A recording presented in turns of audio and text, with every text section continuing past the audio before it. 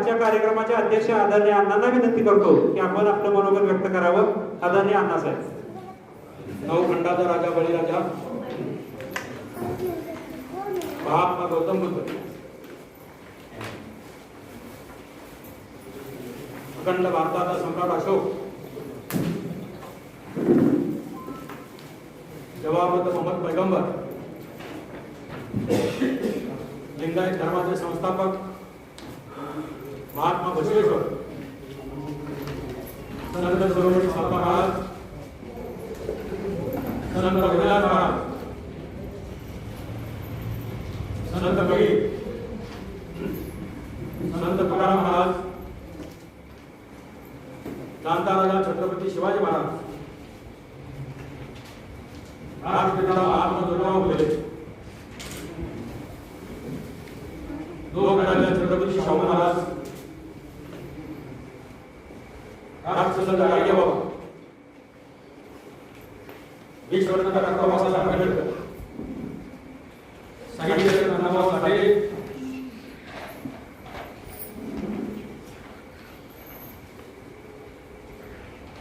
पुण्यश्लोक अहिल्यादेवी होळकर, श्री शिक्षणाचार्य सावित्रीबाई फुले, प्रथम महिला मुस्लिम शिक्षिका फातिमा शेख यांना मी प्रथम या ठिकाणी वंदन करतो. अखिल भारतीय बाळी महासंघाच्या वतीनं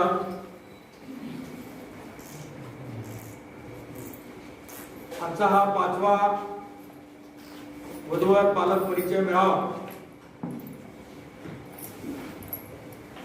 आणि 8 मार्च 2022 ला आद्य कवयित्री सावित्रीबाई फुले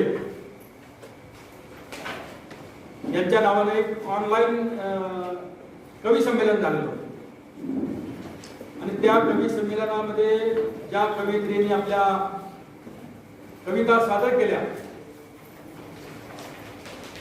त्या कवयित्रींना आज अखिल भारतीय माळी महासंघाच्या वतीनं राष्ट्रीय पुरस्कार देऊन या ठिकाणी गौरवण्यात आलं आणि राहिलेल्यांना परत एकदा अखिल भारतीय माळी महासंघाच्या वतीनं अखिल भारतीय माळी महासंघाचा स्थापना मेळावा याच ठिकाणी 19 जुलै ते 24 जुलैच्या दरम्यान म्हणजे जास्तीत जास्त 24 जुलै पर्यंत हा मेळावा आणि त्या ठिकाणी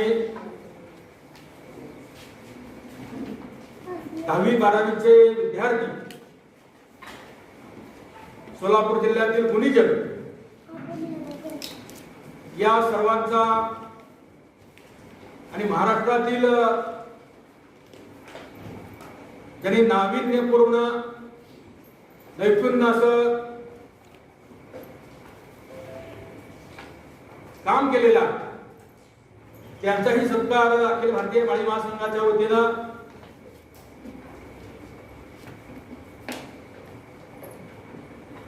22व्या स्थापना मेळाव्यामध्ये घेण्यात येणार आहे. आजच्या या वधूवर पालक परिचय मेळाव्यास उपस्थित असलेले अखिल भारतीय माळी महासंघाच्या राष्ट्रीय अध्यक्षा रोहिणीताई पाटील या वर्ध्यावरून आपल्याला रात्रभर जवळजवळ 12 तास प्रवास करून आलेले आहेत. रोहिणीताई पाटील ह्या म्हणजे पाटील घराण्यातल्या पाटील आहेत. त्यांचे वडील आणि त्यांचे आजोबा हे माझ्या चांगल्या परिचयाचे यावलकर पेस्टिसाइड्स. आता पेस्टिसाइड्स म्हटलं तर जास्त लोकांना समजणार नाही, परंतु आपल्याला जे शेतामध्ये औषध फवारणी केली जाते त्या औषधाचे पहिले निर्माते आहेत, नागपूरचे पहिले निर्माते. म्हणजे या नागपूरकरांनी यावलकर कुटुंबियांनी कोणता धंदा केला नाही हे विचारायचं ना. अगदी एसटीडी बूथ पासून सुई टाचणी विकण्यापासून अगदी काय गिरण असेल किंवा झेरॉक्स मशीन असेल ते पेस्टिसाइड पर्यंत पाक महाराष्ट्रातून अमेरिकेपर्यंत शिक्षण झालेले. म्हणजे या घराण्यातील आपल्या रोहिणीताई पाटील या महासंघाच्या राष्ट्रीय अध्यक्ष आहेत हे आपलं भाग्य आहे. या ठिकाणी उपस्थित असलेल्या अखिल भारतीय माळी महासंघाच्या शहराध्यक्षा श्यामलताई गोरे, या कार्यक्रमाला उपस्थित असलेले अखिल भारतीय माळी महासंघाचे राष्ट्रीय उपाध्यक्ष आणि विश्वस्त विठ्ठलरावजी तोडकर, प्रदेशाध्यक्ष गौतम क्षीरसागर, प्रदेशचे सचिव कैलासजी तांबडे हे सुद्धा नागपूरवरून आलेले आहेत. अखिल भारतीय माळी महासंघाचे इंदापूर जिल्ह्याचे अध्यक्ष अमर बोराडे सर, त्याचबरोबर मंचकावर उपस्थित असलेले अखिल भारतीय माळी महासंघाचे राष्ट्रीय खजिनदार संजय इनामदार, अखिल भारतीय माळी महासंघाचे नवनिर्वाचित आत्ताच ज्यांची आपण निवड केलेली आहे ते सोलापूर जिल्ह्याचे अध्यक्ष एक उद्योजक आहेत. त्यांचा सोलरचा व्यवसाय आहे, सोलर प्लांट. ज्या सोलर प्लांटवर आपल्या शेतातील मोटर चालू शकते, घरातील वीज लागू शकते किंवा अन्य उपक्रम चालू शकतात, फ्रीज चालू शकतं किंवा माझ्यासारखी जी मोठी फॅक्टरी आहे ती फॅक्टरी सुद्धा त्या सोलरवर चालू शकते. इतकं तत्वज्ञान त्यांच्याकडे असलेले इंजिनियर हे आता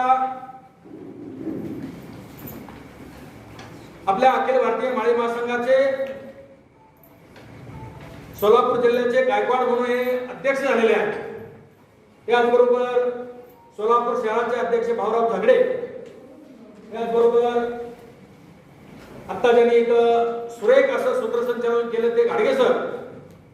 या ठिकाणी ज्यांचा सत्कार आपण केला त्या कवयित्री, खरं सांगायचं तर म्हणलं तर त्या या महाराष्ट्रातील नाही तर भारतातील या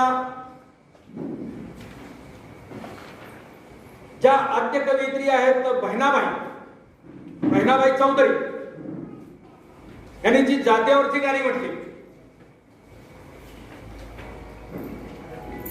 अडाणी महिला सुद्धा कशा कविता करू शकतात,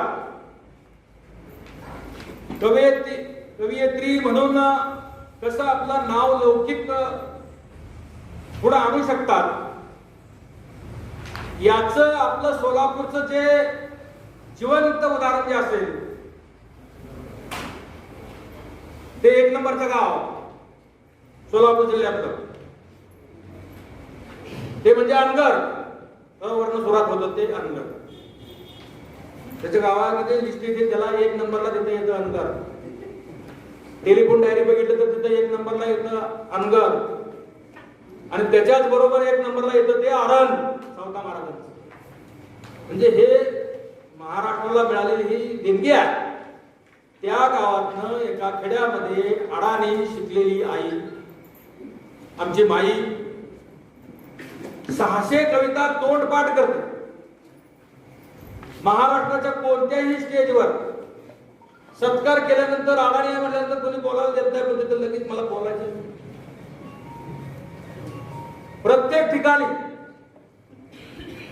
आणि एखाद्याने कोणती त्याच्या कवितेचा अर्थ वेगळा सांगितला तर लगेच मध्ये सांगणार मी असं बोलले नव्हते, याचा असा अर्थ होता.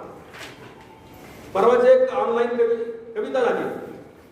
त्या कवितेमध्ये आमच्या सूत्रसंचालिका होते, त्यांनी म्हणले सावित्रीचा आक्रोश त्यांनी व्यतीत केला.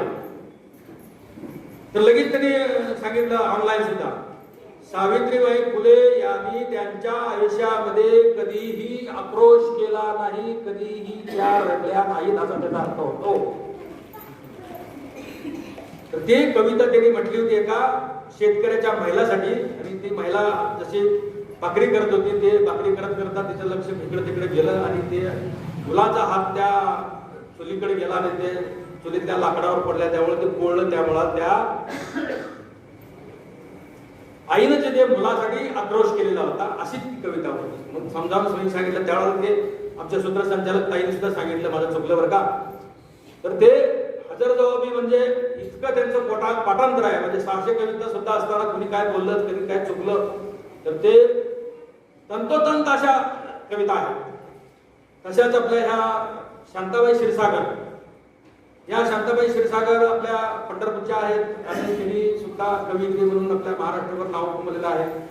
त्या साहित्य संमेलनामध्ये सुद्धा प्रत्येक ठिकाणी जाऊन त्या कविता सादर केलेल्या आहेत. क्षीरसागर घराण्याचं नाव जर घ्यायचं म्हटलं तर अतिशय म्हणजे महात्मा फुलेंचं ज्या वेळेला शाळा त्यांनी सोडली, म्हणजे शाळा सोडावी लागली, तेव्हा शाळा अर्धवट सोडून घरी राहिले. त्यावेळेला शाळेमध्ये परत जाण्यासाठी त्यांनी प्रयत्न केले. ते मुन्शी बेग, मुन्शी गप्पार बेग आणि एक ख्रिश्चन मिशनरी मधील शिक्षक असतील जे प्रिचर्ड म्हणून होते, आणि त्यांच्या आत्या सगुणाबाई क्षीरसागर. तर यांनी परत महात्मा फुले यांना शिकवण्यासाठी प्रेरित केलं, म्हणून महात्मा फुले हे शिकले आणि हे महात्मा फुले आपल्या बरोबर समोर आले. अशा घराण्यातल्या क्षीरसागर घराण्यातल्या आमच्या संतांनी त्यांनी सावित्रीबाई फुलेंना सुद्धा शिकवलेला. धूळ पाटीवर शिकवलं ते सावित्रीबाई फुले यांना सगुणाबाई क्षीरसागरांनी शिकवलेला. आणि त्यांचाच वारसा सावित्रीबाई फुले ज्या आद्य कवयित्री होत्या, आद्य कवयित्री म्हणजे आद्य कविताकार जे आहेत त्यांचं नाव वेगळंच घेतलं जातं, परंतु त्यांच्याही अगोदर सावित्रीबाई फुले ह्या कवयित्री झालेल्या होत्या. ज्याला आद्य कविताकार जे म्हणतात, त्यांचा जन्म सुद्धा त्यावेळेला झालेला नव्हता. त्यांचा जन्म मला वाटतं 1864 चा, आणि सावित्रीबाई फुलेंनी कविता सादर केली होती 1852 त्यांचा कविता संग्रह. पण त्याला आद्य कवयित्री म्हणलं जात नाही, म्हणून हा आद्य कवयित्री हा पुरस्कार आपण या ठिकाणी जाहीर केला आणि दिला. या दोन्ही कवयित्रीचं मी या ठिकाणी पुन्हा एकदा अभिनंदन आणि कौतुक करतो. आणि त्यांच्या या कविता महाराष्ट्रभर, देशभर, आंतरराष्ट्रीय पातळीवर सुद्धा त्यांच्या कविता जाव्यात आणि त्यांना आंतरराष्ट्रीय पातळीचा सुद्धा पुरस्कार मिळावा ही या ठिकाणी मी त्यांना अभिनंदन करतो. चौथा महाराजांना विनंती करतो. आजच्या ह्या अखिल भारतीय माळी महासंघाच्या या कार्यक्रमामध्ये आपल्या आरंगचे माजी सरपंच पोपट वसेकर, विजयाताई वसेकर, किंवा आपले पांडुरंग राऊत असतील, किंवा आपले सोलापूर जिल्ह्याचे माजी सभापती असतील आपले शिवाजीराव कांबळे असतील, किंवा आपले जिल्हा परिषद सदस्य भारतावा असतील, या सर्वांनी आपल्याला इथे या ठिकाणी सहकार्य केलेले आहे. त्याबरोबरच अखिल भारतीय माळी महासंघाचे जे उपाध्यक्ष आहेत ते आपले दामू माळी यांनी आपल्याला या ठिकाणी चांगल्या प्रकारे कार्यक्रम घडवण्यासाठी सहकार्य केलेला आहे. या सर्वांचं मी या ठिकाणी स्वागत करतो, अभिनंदन करतो आणि त्यांना धन्यवाद देतो. या ठिकाणी जमलेले सर्व वधूवर पालक आणि माळी समाज बंधू आणि भगिनींनो, अतिशय महत्वाचा हा कार्यक्रम आहे आणि याची आता काळाची गरज बनलेली आहे. आपण फार शिकलेले आहेत, फार पुढे गेलेले आहेत. पूर्वी जसं आमच्या कवयित्रीने सांगितलं की आम्हाला घरी सांगितलं की माझं तुझं लग्न जमलं, तर अशाच पद्धतीने लग्न होत होती. नवरा नवरी एकामेकाला बघत नव्हती. आई वडील त्यांचे लग्न गावात कुठं तर चहा पाण्याला गेल्यानंतर, कुठं तर कोणत्या कार्यक्रमाला गेले, लग्नाला गेले, कुठल्या तर कार्यक्रमाला गेले, तर त्या ठिकाणी त्यांची बोलणे चालणे व्हायची आणि लग्न ठरायची. तर अशा प्रकारचे दिवस गेले आणि हे दिवस आता चांगले आधुनिक दिवस, 21वे शतक, सर्व शिकलेली मंडळी, कॅम्प्युटराइज युग आलेला आहे. परंतु कॅम्प्युटराइज युगामध्ये लग्नाच्या समस्या ह्या वाढत चाललेल्या आहेत. आणि समस्या वाढत चालल्यानंतर सुद्धा पुढं लग्न टिकत नाही, लग्न मोडण्याचे प्रकार हे जास्त होऊ लागलेले आहेत. तर असं हे महाराष्ट्र आणि देशभर आपल्याला या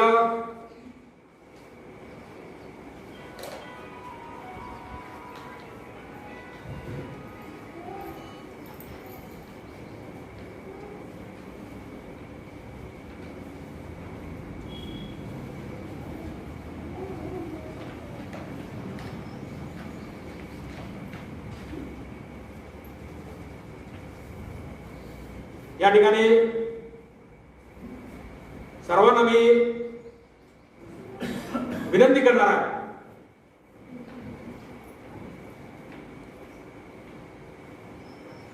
लग्न करण्याच्या अगोदर आपल्याला जे वधूवर पाहण्यासाठी जो खर्च होतो तो फार मोठा खर्च आहे.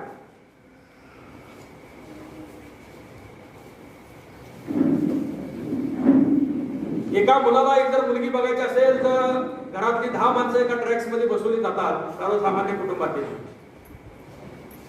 10 माणसाचा एक दिवस बुडतो. 10 माणसं कमवती असतात. किमान 500 रुपये म्हटलं तरी ते 5,000 रुपये होतात. नवरा नवरीच्या दोन्ही केल्या माणसाचा खर्च 10,000 रुपये होतो. येण्या जाण्याचा खर्च 2,000 रुपये 3,000 रुपये गाडीचा खर्च होतो. 12,000 रुपये खर्च एका मुला मुलीला बघण्यासाठी होतो. आणि मुलगा जो असतो तो एक मुलगी बघून कधीही समाधान मानत नाही. आणि मुलगी जी असते तो एक मुलगा बघून कधी समाधान मानत नाही. पसंत आहे का नाही हे पण सांगत नाही. मी नंतर सांगते, मी नंतर विचार करते. आणि मुलगा म्हणतो आपण आता तर एक बघितली, अजून दुसरी बघू, तिसरी बघू, चौथी बघू, 5वी बघू, 6वी बघू. बघत बघत बघत बघत तो 50 एक मुली बघतो. मग आता हे दोन्हीकडला खर्च म्हटलं तर लाखो रुपयाचा खर्च होतो. आणि त्याच्यानंतर काय म्हणतो, पहिली बघितली होती ती मला पसंत आहे. मग आता पुन्हा पहिल्यापासून पहिला पाडा. त्या पहिल्या मुलीच्या नातेवाईकाला विचारलं असं असं आहे. तर तिकड निरोप येतो त्या मुलीचं लग्न झालेलं आहे. 3 लेकरं झाले. मग आता दुसरी बघा, तिसरी बघा, चौथी बघा. बघत बघत त्याचं वय 30 वर्षाच्या पुढे जातं, 32 वर्षाच्या पुढे जातं. मग काय पसंत पडत नाही. पहिलीपेक्षा दुसरी तर पसंत पडणं शक्यच नाही.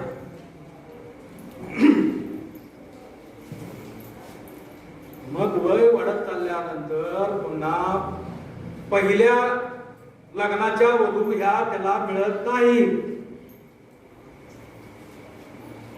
मग आता कसं करायचा हा प्रश्न पडतो.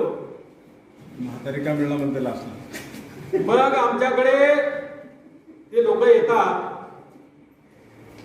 आणि ते म्हणतात अण्णा सेकंड हँड असं चालेल. सेकंड में मिळणार सर, सेकंड पण मिळणार मुलांना. मध्ये डिस्टर्ब करू नका, तुम्ही नंतर भाषण करा. नाही सर नाही. अशी ही परिस्थिती येते. ती परिस्थिती येऊ नये म्हणून वधू, वर आणि पालक या तिघांनाही मी विनंती करणार की कुठं तर शर्त घ्या, कुठं तर अपेक्षा कमी घ्या. तो शिकलेला पाहिजे हे ठीक. तो शिकलेला नसल, त्याला नोकरी नसल, तो व्यापारी असल तरी सुद्धा तुम्ही पसंत करा. त्याला पर्याय शोधा. चांगला शेतकरी असेल, आधुनिक शेती असेल तरी सुद्धा बघायला हरकत नाही. शेतीचं उत्पन्न सुद्धा फार मोठं उत्पादन आहे. तिथंच आमचे अमर सर आहेत. हे अमर सर हे नोकरी करत होते, शिक्षकाची नोकरी होती. त्याने शिक्षकाच्या नोकरीचा राजीनामा देऊन शेती केलेली आहे. आधुनिक शेतीमध्ये नोकरीपेक्षा चौपट पाचपट पैसे त्यांनी मिळवलेले आहेत. जे हे एक समोर उदाहरण आहे तुमच्याकडे. तर आधुनिक शेती करणारा शेतकरी जरी असला तरी त्याला तुम्ही पसंत करा. आणि कुठं तर मिळतं जुळतं घेऊन लवकरात लवकर लग्न करा. त्याच्याही पुढे जाऊन मी म्हणतो की आता सरकार सुद्धा शिक्षणाचं धोरण सुद्धा बदलत आहे. आता नवीन धोरण येत आहे. ते धोरण तर आता 12वी पर्यंतच तुमचं कॉलेज होणार आहे. म्हणजे 9वीला सर्टिफिकेट मिळणार आहे. सर्टिफिकेट म्हणजे पूर्वी 7वीला सर्टिफिकेट मिळत होतं. PSC असा त्याचा अर्थ होता, प्राथमिक शिक्षण सर्टिफिकेट. तर ते आता 9वीला मिळणार आहे. 10वीला तुम्हाला डिप्लोमा मिळणार आहे. आणि 11वीला तुम्हाला डिग्री मिळणार आणि 12वीला रिसर्च मिळणार.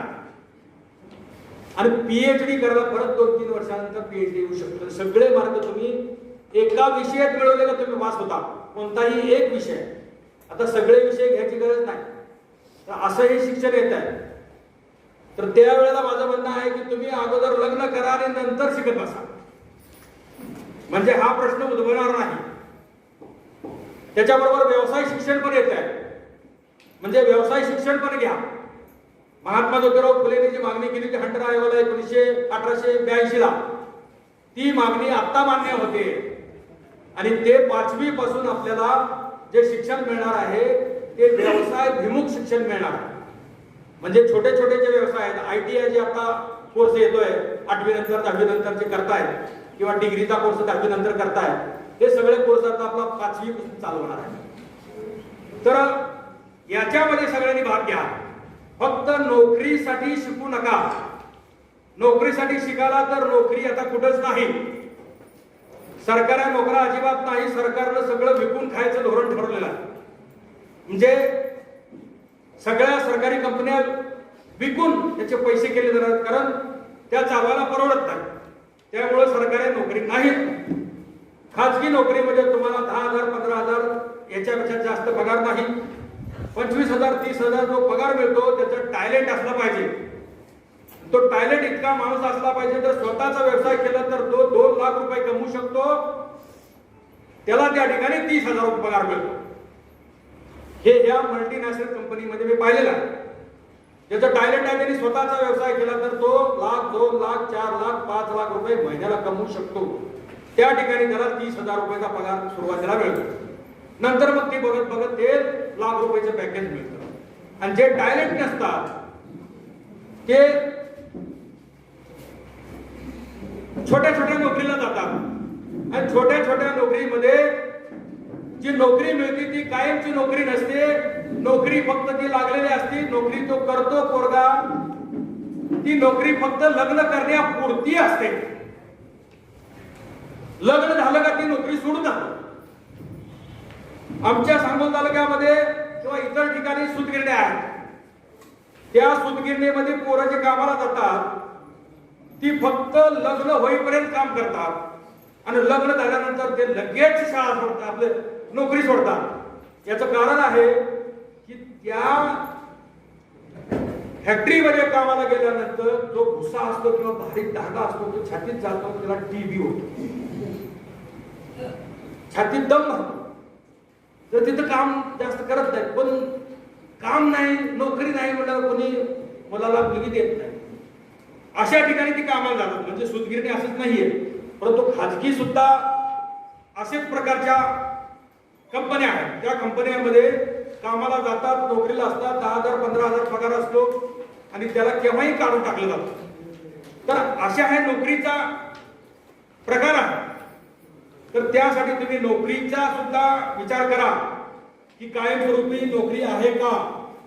तर ज्या मुलींना किंवा मुलांना मी विनंती करणार आहे की नोकरी करणाराच मुलगा पाहिजे, नोकरी करणारीच मुलगी पाहिजे असं न समजता स्वतःचा व्यवसाय करणारा, मग तो चहाचा गाडा जरी असेल तर बेहतर, चहाच्या गाड्यावर सुद्धा रोज 1,000 रुपये माणूस कमवू शकतो, ही त्यात ताकद आहे.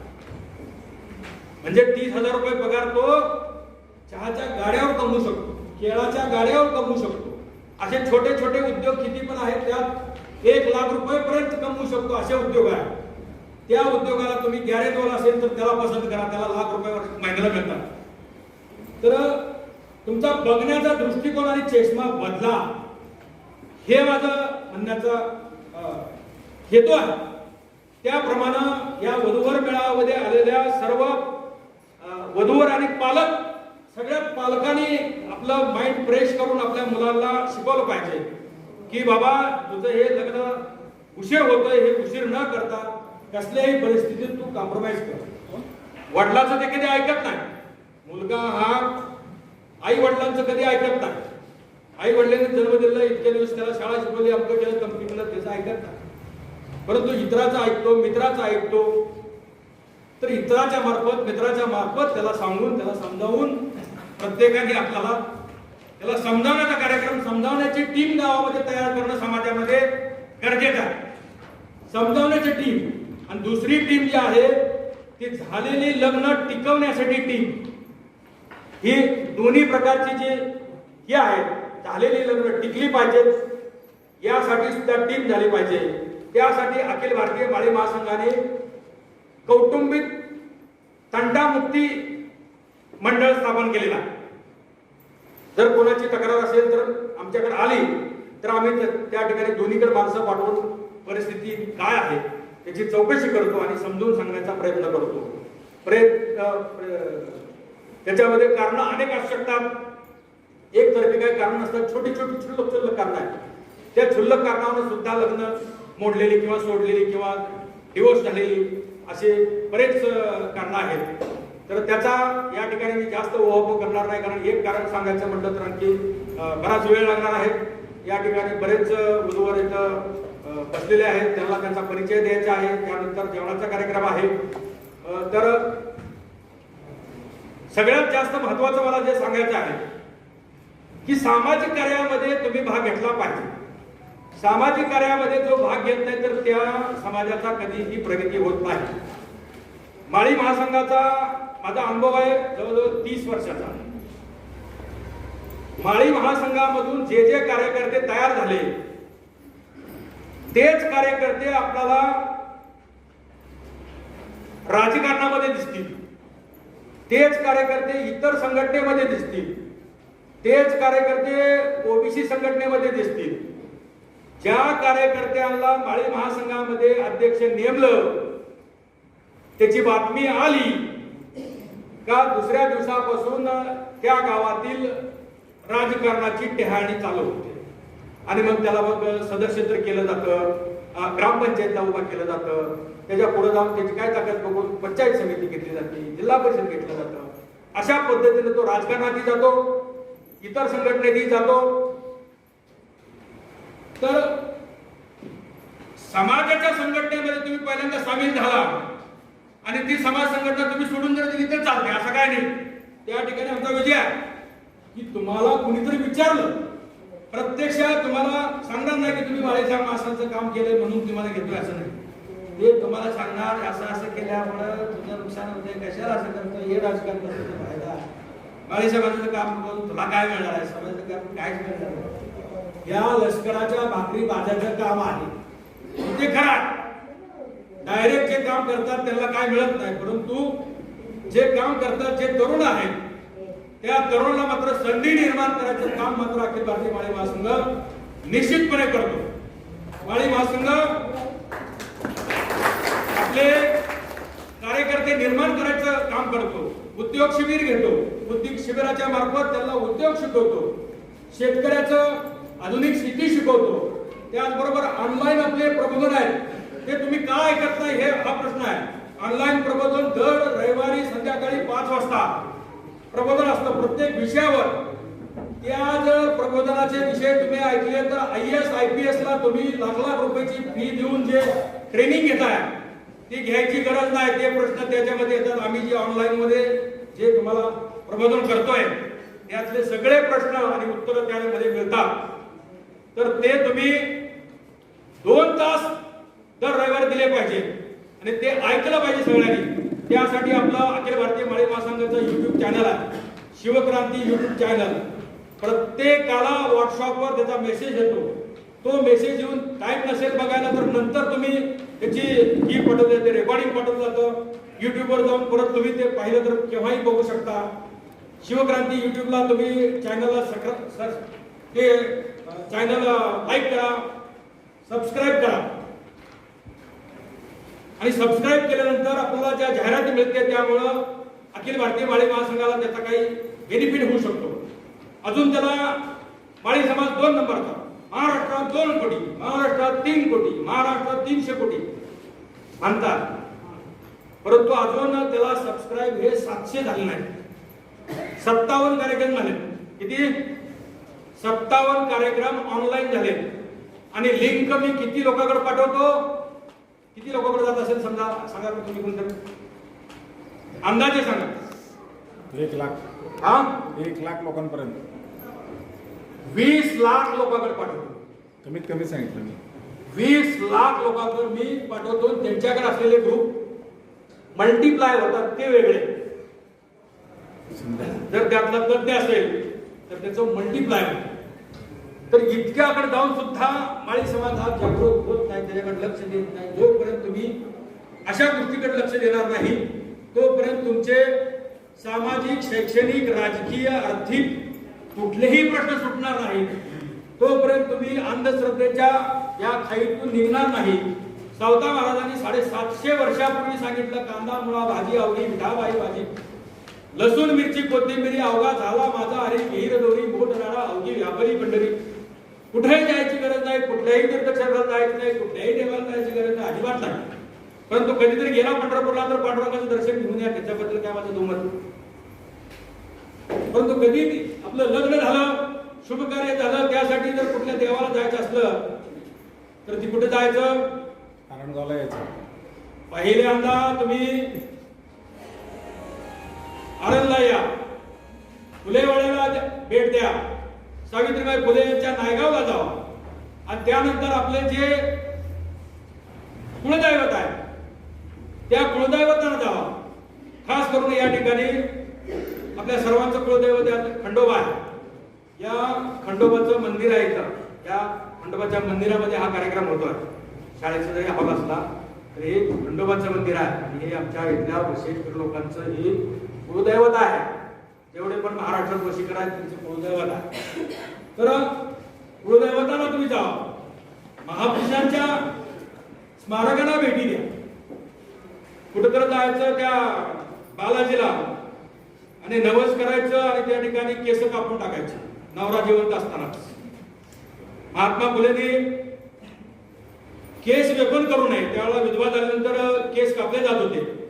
केस वेपन करू नये म्हणून नाव्याचा संप केला. परंतु आता या शिकलेल्या मुली या नवरा जिवंत असताना बालाजीला जातात तर केस कापून येतात. का तर नवस बोलले होते आणि तिथं बालाजीला केसच का पसंत पडतात बायकांचे? त्याचं कारण आहे, एका बायकांचे केस त्या ठिकाणी विकले तर त्याला 4000 रुपये आज पण मिळतात. 4000 रुपये. तुम्ही दान पेटीमध्ये 4000 रुपये टाकू शकत नाही. दान पेटीमध्ये तुम्ही रुपये टाकताल, 2 रुपये टाकताल, 10 रुपये टाकताल, 100 रुपये टाकताल. एखादा मोठा माणूस असेल तर 500 टाकेल, 2000 टाकेल, 2000 टाकेल. याच्यापेक्षा मोठं दान पेटीमध्ये कोणी टाकत नाही. परंतु केस कापले की 4000.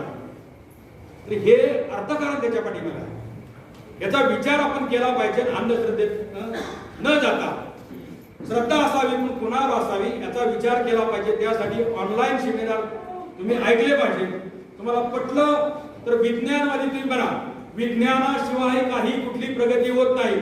तुम्ही विज्ञानाशिवाय कुठेही पुढे जाऊ शकत नाही. प्रयोगाने सिद्ध झाल्याशिवाय तुम्ही भाकरी सुद्धा खाऊ शकत नाही. कोणताही देव धर्म अमकं तमकं तुम्हाला काही देऊ शकत नाही. श्रद्धा असू द्या, त्याच तुम्ही हे करा, परंतु अंधश्रद्धा म्हणून ते केलंच पाहिजे त्यासाठी वेळ घालवू नका. केलंच पाहिजे. काय केलं पाहिजे? अभ्यास केला पाहिजे, काम केला पाहिजे, सगळं केलं पाहिजे. वारीला जायला तुम्ही 100 किलोमीटर किंवा आपल्या तुळजापूरला जायला चालत 50 किलोमीटर 100 किलोमीटर चालत जाता. परंतु मुलगा या ठिकाणी आमच्या वडिलांचा डबा घेऊन शेतात जा म्हणलं 2 किलोमीटर, तर माझं पाय दुखतात की म्हणतो. हा, मी काय शेतात जाऊन चालत जाऊ हा? आणि तिकडं मात्र चालत जायला 40-50 किलोमीटर चालत जातो. 100 किलोमीटरवर पंढरपूरला वारीत येतो किंवा इथं जाऊन गाणगापूरला जातो किंवा इथं त्या अक्कलकोटला मुंबईवरनं माणसं चालत येतात. काय तर ही परिस्थिती बदलली पाहिजे असं माझं मत आहे. तर त्यासाठी आपण हे अखिल भारतीय माळी महासंघाचे अनेक उपक्रम आहेत, त्यापैकी हा एक उपक्रम आहे. आत्ताच मंत्री सांगितलं तर या ठिकाणी कोणाला जर लग्न करायचं असेल तर त्यासाठी आपला अखिल भारतीय माळी महासंघाचा कायमचा उपक्रम आहे. ज्या ठिकाणी वधूवर मेळावा होतो त्या ठिकाणी हा उपक्रम आहे चटमंगनी आणि पटशाल.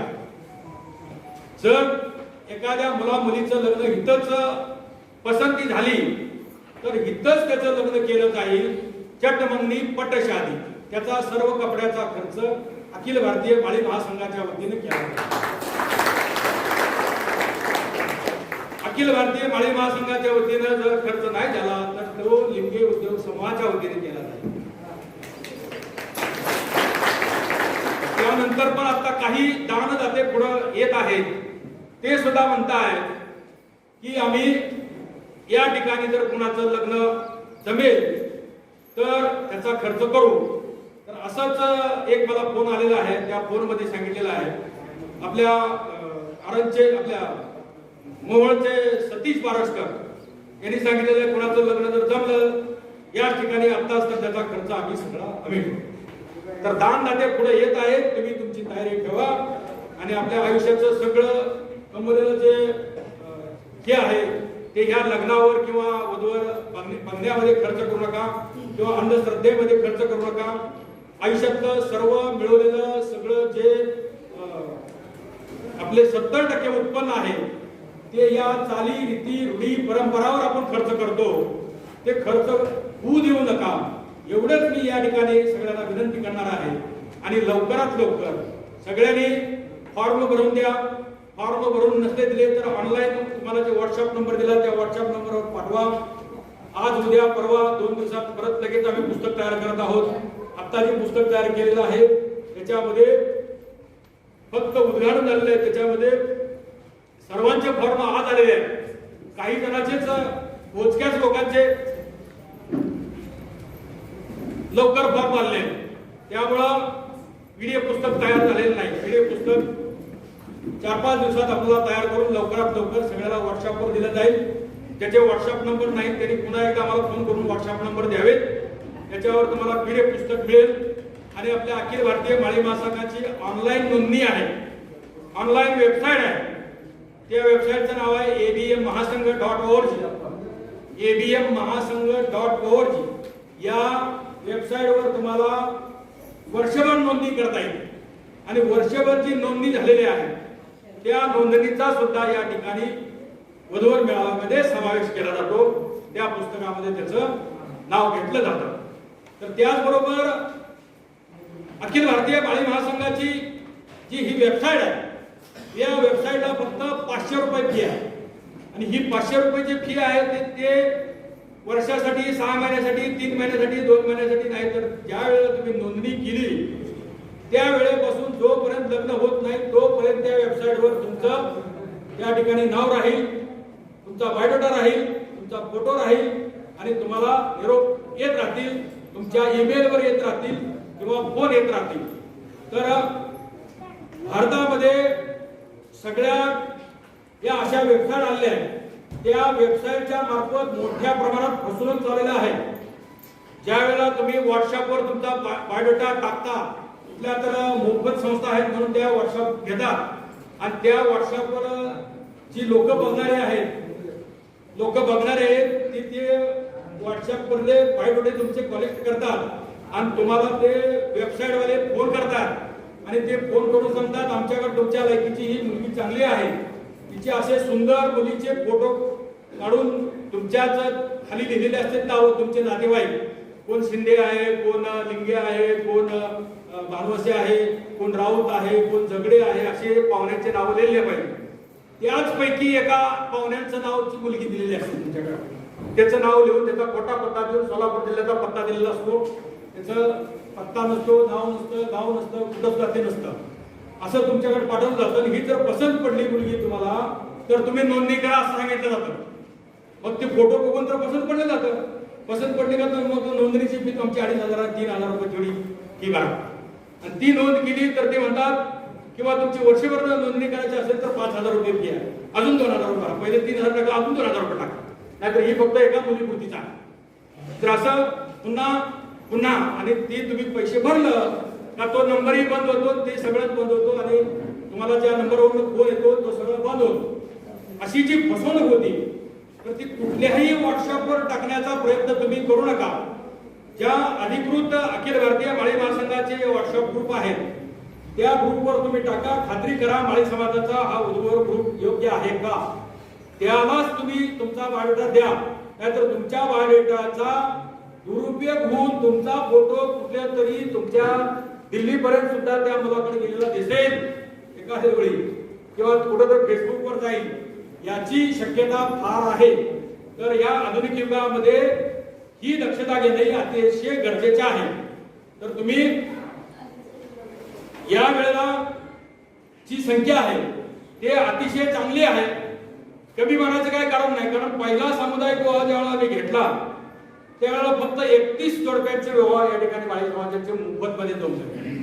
दुसरा विवाह 34 झाला, तिसरा हा 21 झाला, चौथा 101 झाला आणि पाचवा 152 झाला. म्हणजे हे अशी वाढती आहे. लोकांना प्रतिष्ठा पाहिजे असते. कारण शेजारचं कोणच केलं नाही, मी कसं जाऊ, माझी मुलगी कशी जाईल, मुलगी म्हणते मी कसं येऊ, माझं दुसऱ्या कोण नाही, पालकाला जावं, असं जे होत आहे तर ती प्रथा मोडती ना. पुढल्या वेळेला आणखी जास्त येऊ शकतात. कारण आपल्या पश्चिम महाराष्ट्रामध्ये वधूवर मेळाव्याची जास्त प्रथा नाही. ऑनलाईनच्या प्रथेवर जास्त भर आहे किंवा वेबसाईटवर जास्त भर आहे. तर प्रत्यक्ष वधूवर पाहण्यासाठी येणं अतिशय गरजेचं आहे. त्यामध्ये ओळखी होतात, त्यामध्ये आपल्या आपापसामध्ये एकामेकाचे परिचय चांगल्या प्रकारे होतो आणि समाजाचं एकजूट चांगली होते आणि समाजाची प्रगती होते. समाजाच्या सर्वांगीण प्रगतीसाठी मेळावाने एकजूट हे अतिशय गरजेचं आहे. त्यासाठी वारंवार मी तुम्हाला सांगतो की त्या ठिकाणी तुम्ही आपले आपापसातले मतभेद कुठल्याही राजकारणी कुठलाही राजकारणाचा नेता असू द्या तो आम्हाला चालतो या ठिकाणी आला तर त्याचं आम्ही स्वागत करतो. त्यामध्ये कोणतंही गैर नाही. आपला अखिल भारतीय माळी महासंघ हा पक्षविरहित आहे. तर अखिल भारतीय माळी महासंघाच्या सर्व उपक्रमामध्ये आपण सामील व्हावं. कारण अनेक वेळा प्रश्न पडतो की गावातील लोक कुठल्या पक्षाचे आहेत, अमकाय सांगतात. त्या पद्धतीनं पक्षाच्या लोकांनी अडवणूक केली जाते त्या माळी महासंघाच्या कार्यक्रमाला. तर इथं पुढं समाजाच्या कामाला कुठल्याही तुम्ही आलं पाहिजे आणि समाजाच्या कामाला आल्याशिवाय समाजाची प्रगती होणार नाही. आणि राजकीय कार्यक्रमाला तुम्ही गेलं तर राजकीय कार्यक्रमामध्ये त्या ठिकाणी जो नेता असतो त्या ठिकाणी जो नेता कार्यक्रम घेतो त्याचं भलं झाल्याशिवाय कधी राहत. समाजाचा होईल का नाव आहे सांगताय पण त्याचं मात्र निश्चित होतं. तर त्यासाठी आपण आपलंही भलं केलं पाहिजे, नेत्याचंही भलं केले पाहिजे, नेतेही तयार केले पाहिजे. यासाठी अखिल भारतीय माळी महासंघ आहे आणि त्यासाठी हे जे उपक्रम आहेत त्या उपक्रमामध्ये आम्ही सामील व्हावं एवढंच मी या ठिकाणी सांगतो. आणि पुन्हा एकदा संत शिरोमणी सावता महाराज या तीर्थक्षेत्राच्या ठिकाणी काही मागण्या करणार आहेत. त्या मागण्या आपण टाळ्याच्या गजरामध्ये त्याचं स्वागत करायचं आहे. एक मागणी झाली का तुम्ही टाळ्याच्या गजरामध्ये त्याचं स्वागत करायचं आहे आणि मान्यता द्यायची आहे. पहिली मागणी आहे की संत शिरोमणी सावता महाराज संजीवन समाधी तीर्थक्षेत्र हरण. सावता महाराज हे किती पंढरपूरला गेले आहेत परंतु पंढरपूरचा पांडुरंग हा इथं भेटायला येतो. त्यांची पालखी इथे येते. महाराष्ट्रातल्या देशातल्या सगळ्या पालख्या पंढरपूरला जातात परंतु सावता महाराजांची पालखी पंढरपूरला जात नाही म्हणून हा वेगळा संत आहे. म्हणून या संताचं तीर्थक्षेत्र हे अ वर्गाचं तीर्थक्षेत्र व्हावं ही मागणी या ठिकाणी मी करतो.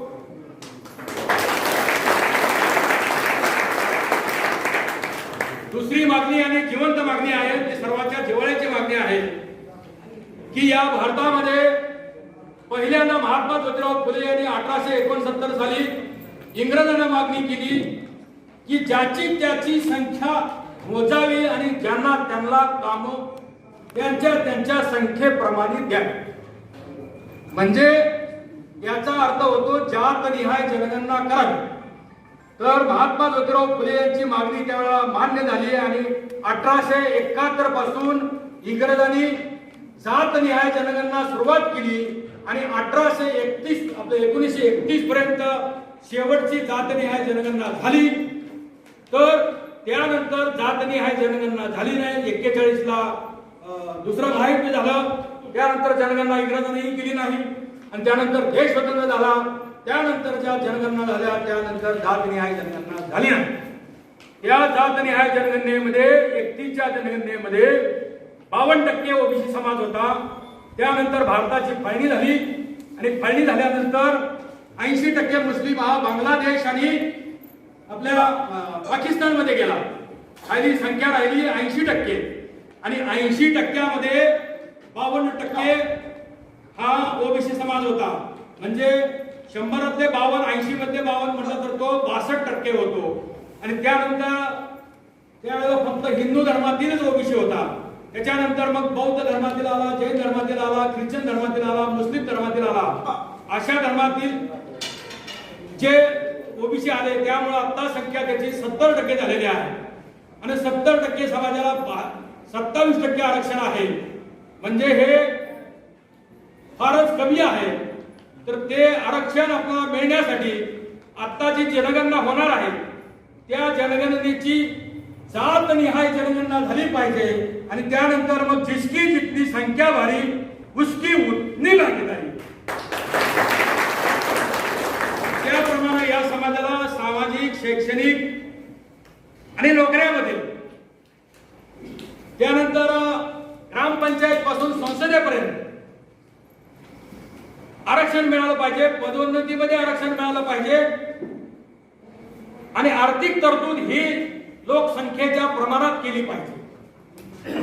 शासकीय जे आर्थिक बजेट आहे मग ते कुठलंही असू द्या, ग्रामपंचायत असू द्या तर तिकडं दिल्लीचं बजेट आहे, त्या बजेटमध्ये या समाजासाठी त्या लोकसंख्येच्या प्रमाणात त्याचा खर्च झाला पाहिजे.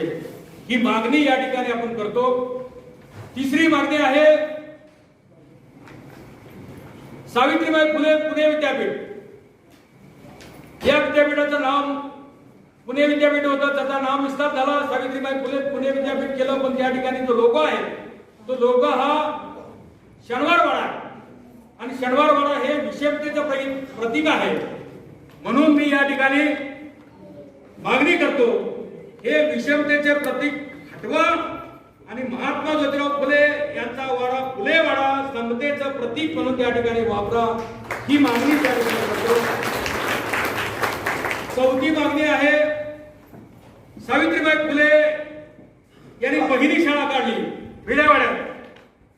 या देशातली पहिली शाळा, पहिल्यांदा मुलीला त्या ठिकाणी शिकायची शाळा काढली ती 1 जानेवारी 1848 ला.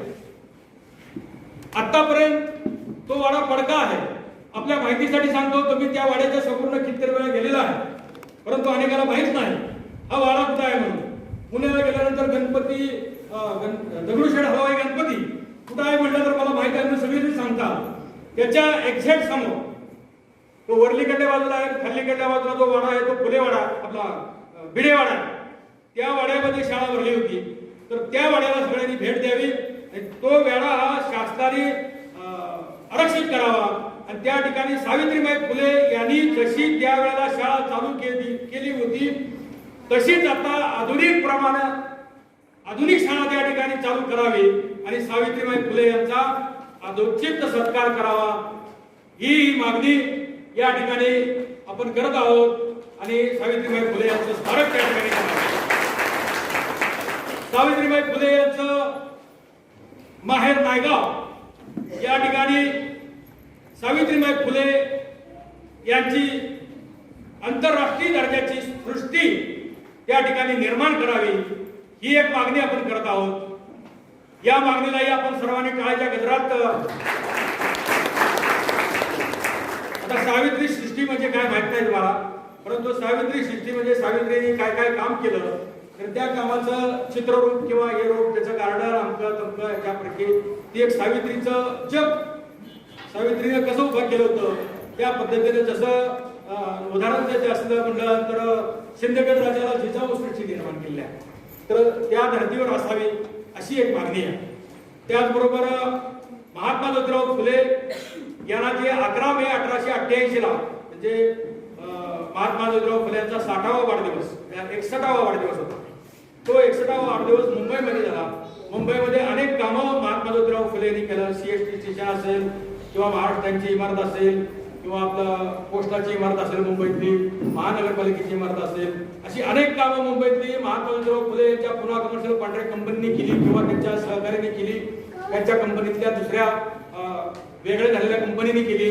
अशी कामं मुंबईमध्ये झाली म्हणून महात्मा ज्योतिराव फुले यांचं स्मारक आंतरराष्ट्रीय दर्जाचं स्मारक हे मुंबईमध्ये व्हावं अशी मागणी करत आहोत. आणि शेवटची आणि महत्वाची मागणी आहे की ओबीसीचं राजकीय आरक्षण म्हणजे अर्धवट केलेलं आरक्षण की ज्यासाठी आपल्या विश्वनाथ प्रताप सिंग यांनी आपलं सरकार कोणाला लावलं.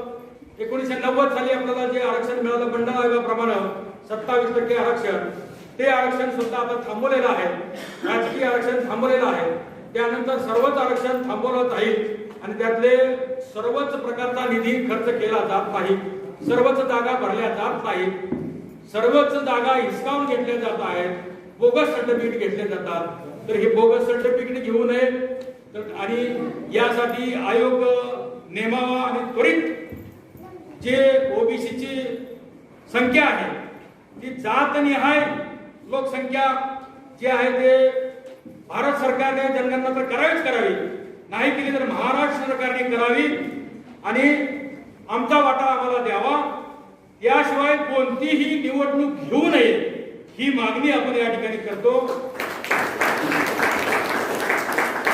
पुन्हा एका ठिकाणी कुणाचा नाम उल्लेख राहिला असेल, कुणाचा ही या ठिकाणी उल्लेख करताना चुकीचं या ठिकाणी एक चिठ्ठी आलेली आहे मला. या चुकीचा संदर्भ काय मला लागत नाही आणि मला माझ्या डोळ्यामध्ये ओबीसीचं आरक्षण मिळावं यासाठी मी ज्यावेळेला निवेदन द्यायला आयोगाला गेलो होतो त्यावेळेला माझ्यावर जो हल्ला झाला त्या हल्ल्यामध्ये जी माझी शाई माझ्या डोळ्यामध्ये गेलेली आहे झेरॉक्सची, त्याच्यामुळं 4 ऑपरेशन झालेले आहेत. त्यामुळं तुम्ही एक फुटावर आल्याशिवाय मला तुमचा चेहरा कळत नाही, परंतु मी या ठिकाणी भासवतोय, मला सगळं दिसतंय, मला सगळं जग दिसतंय असं मी इथं भासवतोय, परंतु एवढं मला वाचता वगैरे आता येत नाही. तर कृपया कोणाची काय चुकून माझा या ठिकाणी उल्लेख वगैरे राहिला असेल किंवा काही चुकून माझ्या हातनं काही बोललो असेल तर ते मी या ठिकाणी त्यांची क्षमा मागतो, माफी मागतो आणि नंतर त्याचा काही विस्तारित उल्लेख करायचा असेल तर नंतर करेल. त्यांनी मला स्वतंत्र माझ्या व्हॉट्सअपवर त्यांनी ही चिठ्ठी पाठवावी, त्याचं उत्तर त्यांना स्वतंत्रपणे दिलं जाईल. तर यानंतर आता वधूवर पालक परिचयाला सुरुवात होणार आहे, त्यानंतर जेवणाचाही कार्यक्रम आहे. तर आता माझ्या भाषणानंतर या सत्राचं आभार प्रदर्शन होणार आहे. तर मी सर्वांचे या ठिकाणी स्वागत करतो, सर्वांना धन्यवाद देतो.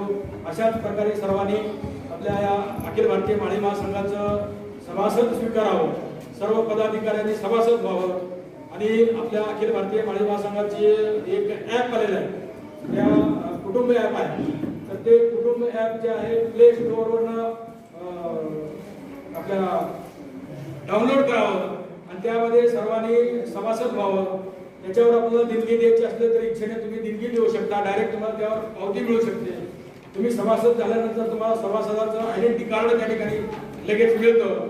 तर या ॲपमध्ये सुद्धा जे शिकलेले आहेत त्यांनी सर्व घरातल्या लोकांची आयडेंटिटी कार्ड मिळवून द्यावे ही एक विनंती त्यांना करतो. कारण प्रत्येकाकडं मोबाईल आहे हे कळतं की ज्यांना वाचता येत नाही त्यांच्यावर मोबाईल आहे, तुम्हाला डाउनलोड करता येईल तर मला पण डाउनलोड करून घ्या आणि तुम्हाला बोलता येतं, त्यामुळे बोललेलं व्हॉइस रेकॉर्डिंग याच्यावर येत आहे. तुमच्याकडे अडचणी असतील हां, तुम्हाला सगळं येतं. आता शिकलेलं अडाणी माणसाला म्हणजे काय असतंय, एखाद्याला आंधळ्या माणसाला काय दिसत नसलं तरी त्याला काय सर्व काही त्याचं ज्ञान वेगळ्या प्रकारे येतं. तशा प्रकारे जे शिकलेले नाहीत त्यांना सुद्धा ज्ञान वेगळ्या प्रकारे आलेलं असतं. तर वेगळ्या प्रकारे ज्ञान येत असतं, परंतु आपण घेण्याची इच्छा लागते. तर अशा प्रकारचं ज्ञान आपल्याला सर्वांना यावं. आपण नुसतं शिक्षण घेतलं म्हणजे तुम्ही अक्षर साक्षर नाही होता, तर सगळं साक्षर झालं पाहिजे.